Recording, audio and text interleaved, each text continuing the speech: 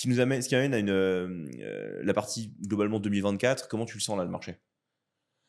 Écoute, début 2024, j'ai senti que c'était assez lent, mais là, on est au printemps là, j'ai tendance à Ça repart. j'ai l'impression que ça repart, ouais.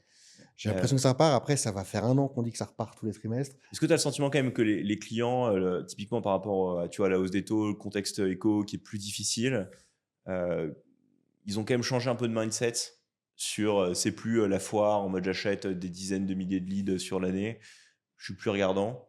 Ah, ça fait longtemps que j'ai constaté que c'était pas la Mmh. foire, hein, que c'était plus la foire. Ça va faire 2 ans. 2 ans, voilà.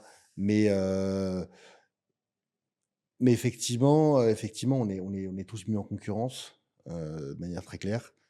Heu, Avant, il y avait beaucoup d'acteurs, qui faisaient n'importe quoi, Mmh. qui arrivaient à faire du chiffre. Maintenant, c'est plutôt C'est positif, hein. sain, carrément, clairement. Voilà.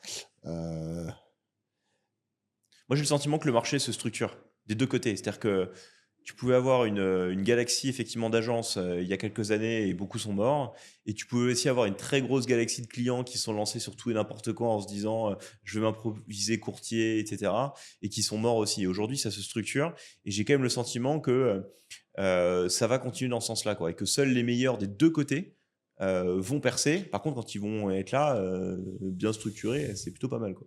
Donc il faut En prendre fait, le train. nous, notre enjeu principal, je le vois énormément, hein, pour moi, c'est pas de faire des barrières à l'entrée à des acteurs du lead gen parce que les bons restent et ceux qui ne sont pas bons ou qui arrivent pas à être rentables repartent. C'est pas ça l'enjeu pour moi. C'est vraiment, d'arriver à ce que les marques, en fait, continuent à avoir un intérêt à commander des leads à des acteurs comme nous. Et moi, je suis persuadé qu'elles ont un avantage à le faire, hein, même si je pense que moi, l'idéal, c'est de faire les 2, c'est de faire un cocktail entre Oui, interne et externe.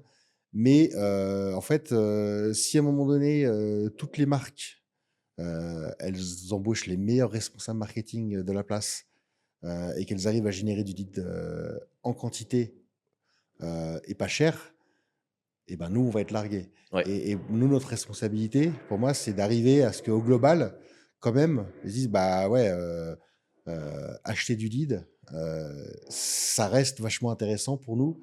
Et Parce dans que mes c'est reportings ouais. que je fais à mes DAF, à mon DAF, et ben, C'est plutôt je prédictif, c'est plutôt plus intéressant d'acheter du lead que de le générer nous-mêmes. Voilà. ouais. Moi, c'est vraiment ce que j'essaye de c'est comme ça que pour moi qu'on va réussir à pérenniser notre marché du lead.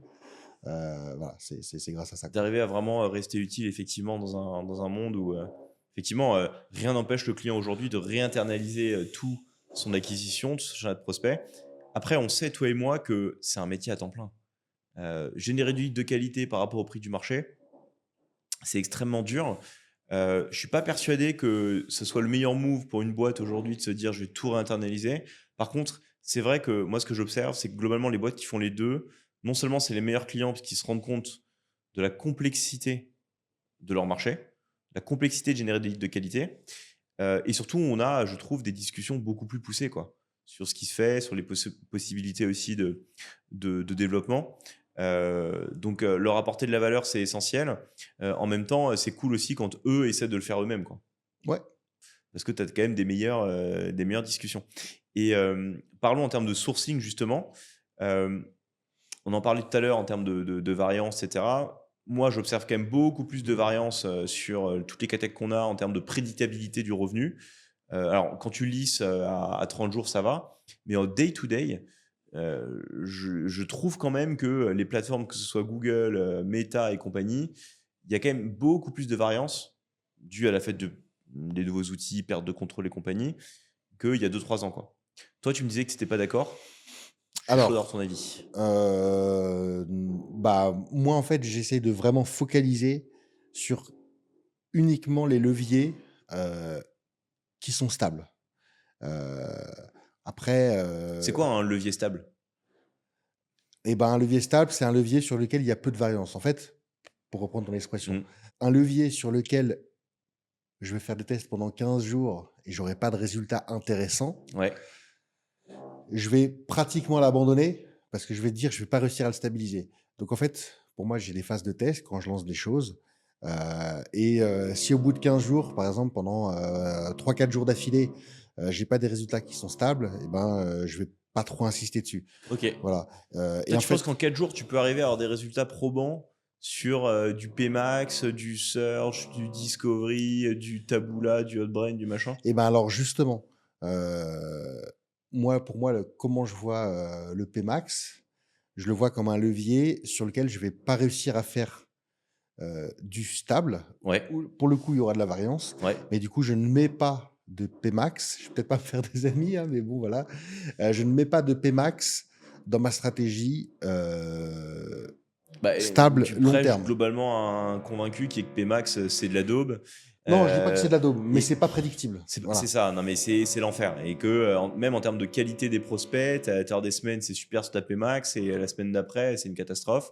Et tu n'as aucun moyen d'action en fait. Tu es un peu démuni par rapport à ton client qui est que, bah ouais, mais en fait, à part changer des messages qui en plus marchaient bien la semaine dernière, C'est ça. qu'est-ce que je fais quoi? C'est ça. Donc du coup, il nous reste quoi? Toi, ton levier prédictible, bon, le search, Et ben, beaucoup effectivement, de search. c'est très prédictible, Voilà. mais on sait que Google met de plus en plus la poussière sur le tapis et nous sort de plus en plus d'outils pour faire en sorte que le search soit de moins en moins prédictible.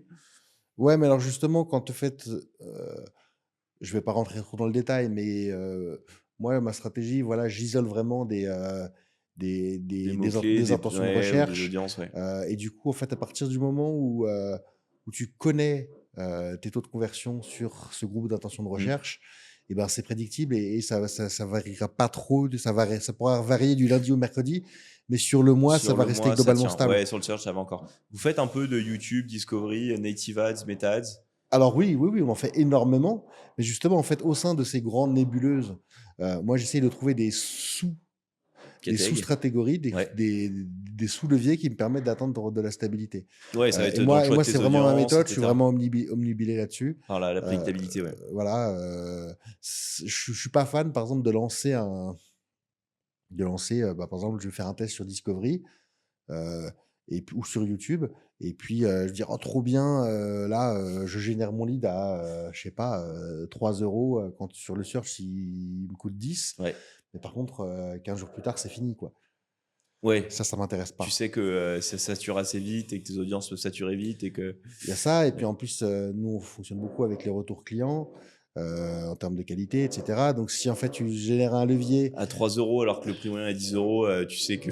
et que 3 semaines plus tard, tu lui fais plus de volume, tu vas avoir, ça va être compliqué d'avoir des retours pertinents Ouais. et d'optimiser. Donc voilà, moi, tout ce qui n'est pas stable et pas prédictible, Bah, c'est quelque part la clé du j'essaie de succès, les. hein. Je pense que moi j'aime bien dire à mes équipes, quand ça a l'air trop beau pour être vrai, c'est que c'est le cas.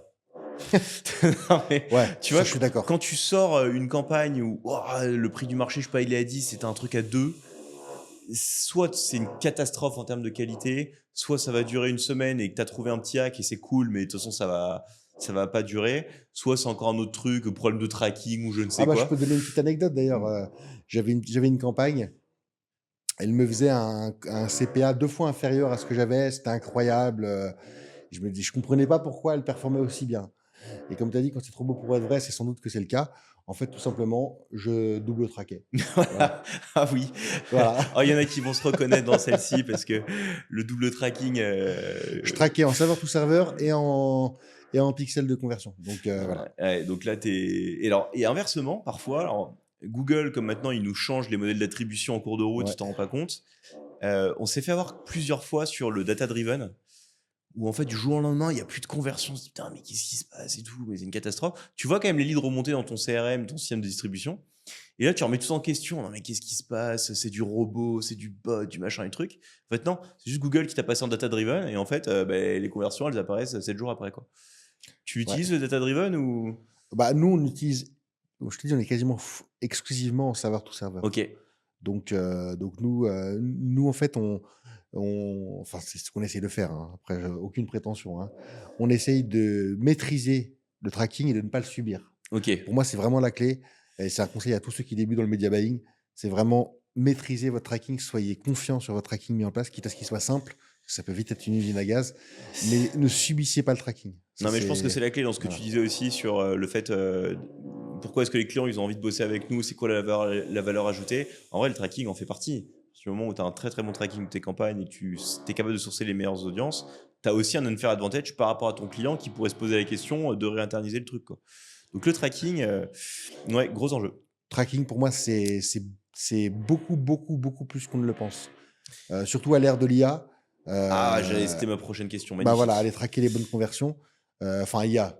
Voilà, tu as différents types d'IA, hein, mais voilà, parce que Oh, maintenant on met de l'IA à toutes les sauces, hein.